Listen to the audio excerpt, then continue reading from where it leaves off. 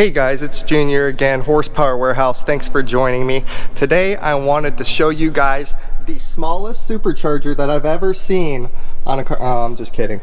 It's time for another Hellcat conversion update. We are about 80% through this, so I figured I would show you guys kind of where I'm at with the car and how things are going or coming along with it. We have the Wilwood brakes on it. You can see in the rear we have the Taylor battery box mounted, Taylor wiring kit. Of course, every time I put in a length of wire, I always like to have it fused. So we put in a Bus AMG fuse holder in their 300 amp fuse. And I always keep a couple of those available in the glove box for the customer if for whatever reason he exceeds that 300 amp capacity, which I severely doubt will happen, even under cranking conditions with everything turned on. As you can see in the interior, we still have no seats in it.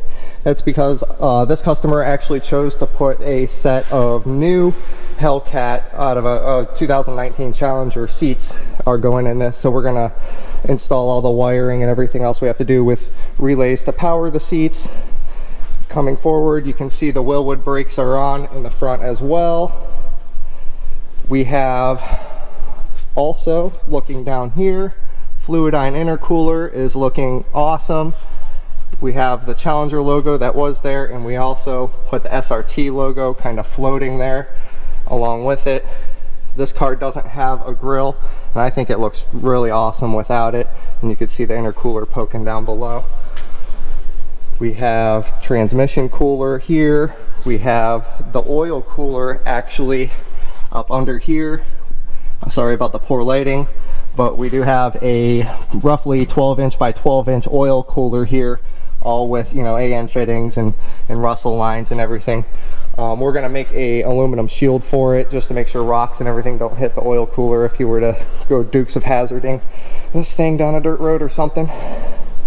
Speaking of dirt, trying to keep dirt out of the engine, I went with this massive K&N filter.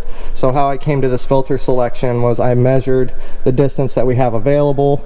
I know I wanted a 4.5-inch inlet, but I wanted a massive air filter here just to let the whale out of this supercharger. I want it to sound fantastic first and foremost for this customer.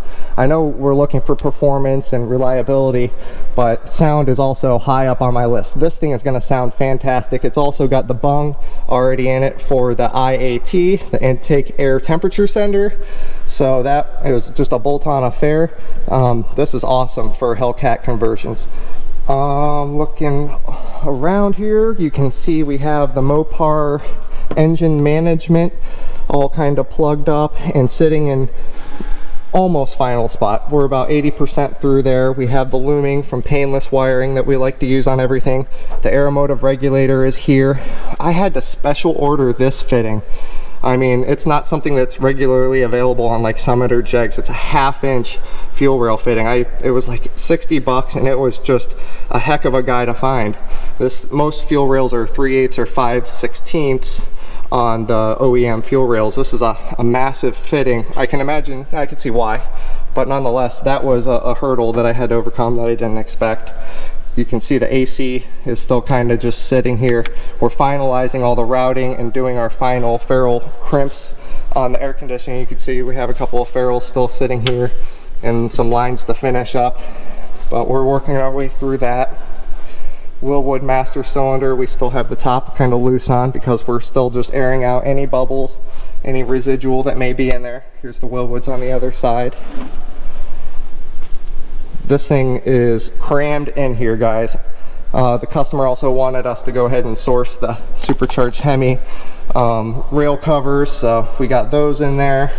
We still have the upper and lower hoses to get in, but like I said, we're probably 80% through this build. We're in the final stages, the final little things that we're getting done. We already test fitted the hood and it has clearance. I'm not going to say it has a lot of clearance, but it has a minimum of 1/4 inch of clearance right at the supercharger, so it doesn't hit at all. I was very happy to see that. So one of the major things that we've run into on this build is we already had the engine in and everything, And deep underneath the supercharger in the valley here, there's what is called a variable cam timing sensor, VCT. It's a guy I can't even attempt to show you. If I had a flashlight and you guys were standing here in person, I could not show you that sensor. It is buried deep underneath the supercharger in the middle of the valley. This sensor is supposed to come with a pigtail attached to it that goes to the rear of the engine, and unfortunately our engine, for whatever reason, did not have that pigtail on it. When I told Modern Muscle Extreme about this, extremely helpful folks. I cannot give them enough of a thumbs up. They immediately dropped what they were doing and overnighted me the pigtail that I needed to put in here. So that was awesome. Thank you guys for that. That was one of the hurdles that I had to overcome. We also chose to do the headers on this as well. We wanted maximum flow, and I'll kind of show you our exhaust system as well. But a major hurdle that I'm also trying to overcome is this guy in here. And I apologize if you can't see it, but this is a CAN bus module. So this little guy is a funny little fella. They say you can install it anywhere in the interior. Okay, great. But it cannot be obstructed from view of the sky by metal. Okay, so that means it has to be in your dash somewhere, right? Or maybe in your rear deck. Well, can't put it in your rear deck because they don't give you enough length to actually connect it to the rest of the system back there. So you have to put it somewhere in your dashboard. Okay. This thing has to be mounted with the sticker facing up, it has to be completely level, and it has to be unobstructed by anything metal. That's a lot to ask of a little module in a classic car that you don't want it sitting on your dash, or you don't want to take off your dashboard and carve out a spot for it essentially in the foam. I guess that's, so I'm trying to overcome that right now and figure out why exactly the instructions say that. Also, a little note, you need a Hall effect sensor for speedometer function for the engine management. For whatever reason, the engine management wants to know vehicle speed. It's absolutely required. It has to be a Hall effect sensor that's in between 5 volts and 12 volts and a certain amount of pulses. And you better hope that your speedometer needs a Hall effect sensor to function. Luckily, we lucked out on this car and it has a set of Dakota Digital gauges in it.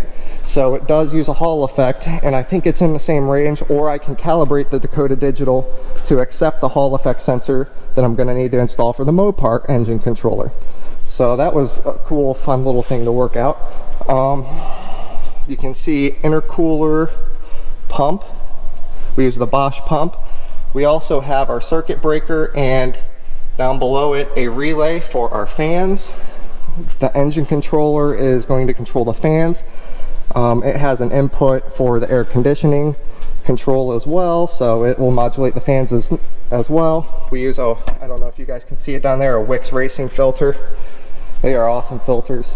You can see it's kind of an empty cabin right now without the seats in there. I'm really excited to get these new Hellcat seats in. These tires just barely fit. I mean, when I can't stick my finger in between here and the inside of the tire. This car has already been tubbed out. 315 35 18s on the rear, and these are the Toyo drag radials, so, and they're like brand new. They just come with very little actual tread on them. Excuse the car being filthy. It's going to get a final detail on its way out. The customer also is going to have us probably remove these guys, and we're going to put a Hellcat logo somewhere in here. Still kind of deciding on the color, what we should do. Should it be black? Maybe the color matched in this gray metallic. We even approached maybe doing it in red. I don't know if that'd be too loud or not, but just things that we're looking at here. But that's where we're at with it right now, guys. Thank you so much for staying tuned with me. I'm going to continue forth with this. I'll probably do a final update once we have it running, and then of course I'm going to do some pretty fantastic footage of once we do get it actually out there on the road. So please stay tuned, like and subscribe. I got some really cool stuff on the way. I also have a warehouse full of other projects that I'm not even covering right now, just because I know a lot of you guys are probably interested in seeing this thing come along. But I do just about everything. Anything you could do with a classic car. And I have a lot of cool builds that are kind of cooking in the works. This thing is neat. It just came in. I've never seen a supercharged MG, so I figured I would show you guys this. What a neat little roadster. Oh, what else? Porsche turbo. I've always been a fan of that style of wheel.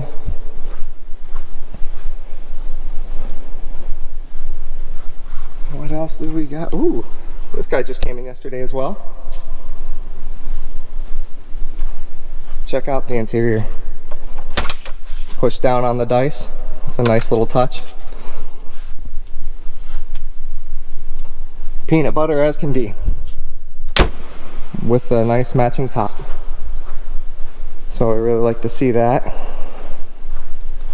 I'm looking forward to driving that guy. We're also kind of approaching the idea of doing an LS conversion with airbag and paint and interior and so forth on this 64 Cadillac. So that may be another set of videos that are in the works if we do actually get into that project.